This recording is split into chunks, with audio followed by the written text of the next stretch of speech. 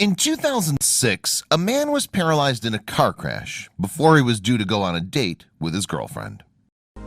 Before we begin, make sure to smash that like button, subscribe to our channel, and click the notification bell for more amazing videos. It was November 2006, and Amber Ryan was looking forward to seeing her boyfriend Ty for a rare midweek date. So she perfected her hair, dressed up, and called to let him know she was ready.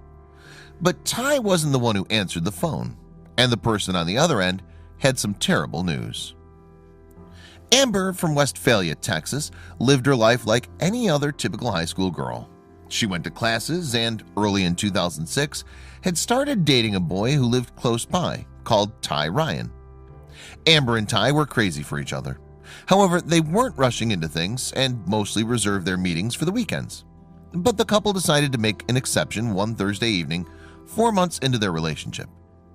The idea of a midweek date came to Amber while she was studying chemistry, and Ty agreed to meet her. So she informed her boyfriend that she'd get ready that afternoon and give him a call when she'd finished. The pair had no reason to believe their date would be anything other than wonderful.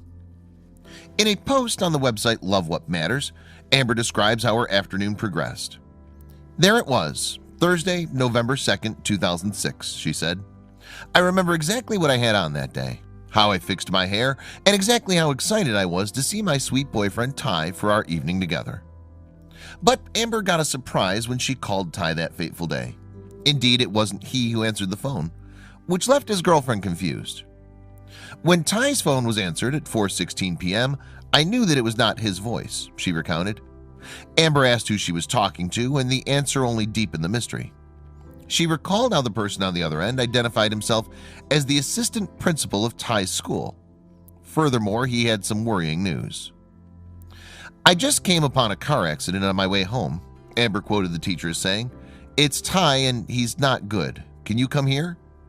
Luckily, Amber's dad was available to give her a lift, and they raced to the scene. Thoughts raced through Amber's head as she and her father made their way to the accident site.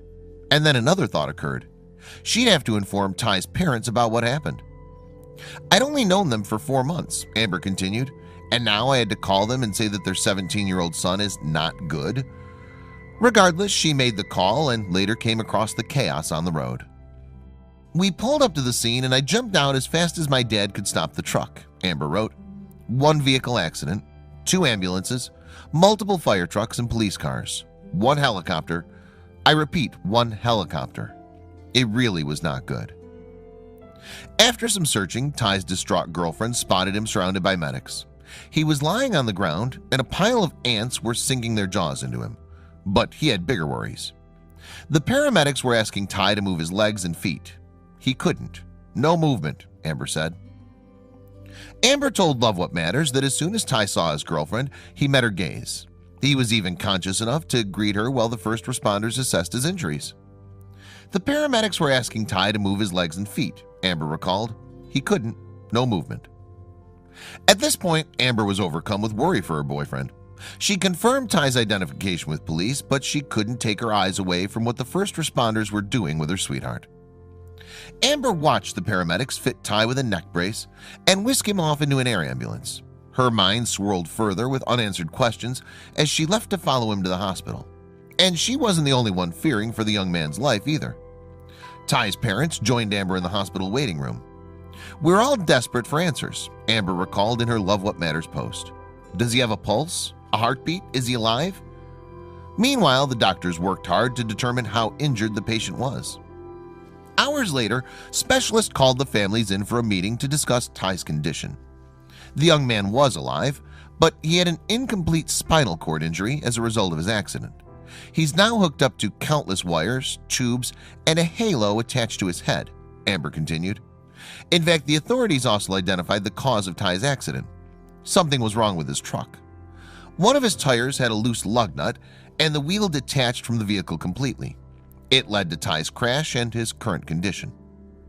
Because Amber had arranged that evening's date, she questioned her responsibility for Ty's condition. Meanwhile, her boyfriend was on the operating table as surgeons attempted to save his mobility. The next day being Friday, he had a 9-hour surgery to repair his injury. Amber wrote in her post on Love What Matters. He had the best surgeons in the area doing their very best to regain any type of movement possible.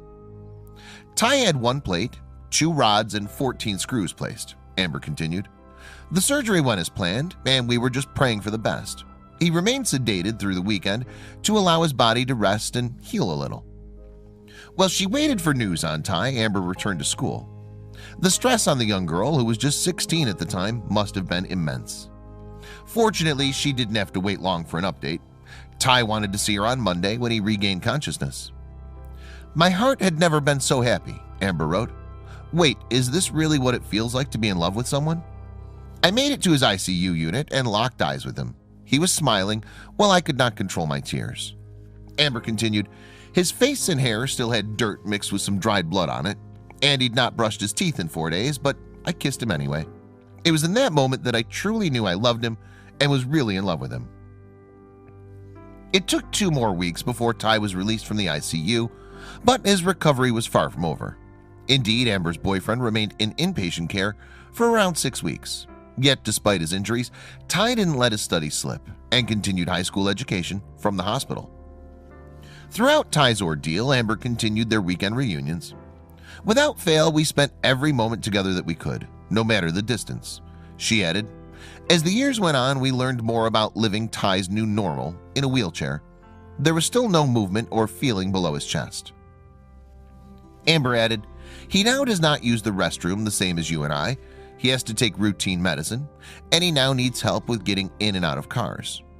However, Ty's girlfriend also said that what the accident didn't touch was his wonderful personality. She added, what's not changed is the caring, patient, and loving person that Ty is. How did I get so lucky? From there, that love only continued to grow. The pair continued their lives together through college until Ty proposed in 2009. And 2 years later, Amber married her high school sweetheart. After a hometown ceremony with 1,100 guests invited, Ty's girlfriend became his wife. But Ty and Amber didn't stop at marriage. Indeed, they desired the whole family experience. With that in mind, they started trying for children. However, after 8 months with no success, Amber feared there was an obstacle to their conception. Sure enough, Amber's instinct was correct, but it had nothing to do with Ty's accident. After numerous tests on both of us, they found out it was me, she wrote. My body's the reason we're not conceiving a precious baby. I was diagnosed with polycystic ovarian syndrome. Although Amber and Ty tried many different medical solutions to combat the condition, they were all fruitless. Consequently, the couple decided to fall back on an option they'd considered in the past: adoption. And an agency in Texas later accepted their application in December 2015. Each month would pass and we'd continue to be a little more anxious, Amber recounted. Haven't we waited for a baby long enough over the years? Our hearts would sink every time the adoption agency would call. Then one day, the couple's patience was rewarded. Amber said, we finally received the call after 7 months. A precious birth mom chose us to love and parent her baby. What a gift! The future parents met with their benefactors several times before the baby's October 2016 birth. Both Amber and Ty were present when the adopted child came into the world. He was given the name Tucker, and after a 2-day hospital stay, he was officially theirs. Yet despite the couple's joy, their parting from the baby's birth mother was bittersweet. Amber was so touched by the generosity of Tucker's biological mommy, she found it hard to say goodbye. But that wasn't the last the couple saw of her. Still to this day, we have contact with his birth mom and speak with her weekly, Amber wrote. And the joy of having Tucker made Amber and Ty consider having more children. It was a topic they discussed after the infant's first birthday. We decided in January that we'd see our infertility specialist and see if there was anything new since we last saw him a couple years ago, she said. To our surprise, the infertility specialist were offering a new procedure, and after an ultrasound, they confirmed I was a candidate. Even so, at first, it didn't look like Amber's body could provide enough eggs to make the process work. However, a different specialist later confirmed the contrary. Here I am now 8 months pregnant with a baby boy that's due in December, Amber said. Is our life perfect? No way, far from it. But at the end of the day, we're healthy, grateful, and loved. What more can you ask for? In November 2018, Amber proudly posted a picture of herself on social media showing her baby shower. It's been an incredible journey of triumph over adversity for both herself and Ty, but their love has endured, and hopefully the future holds nothing but the best for them.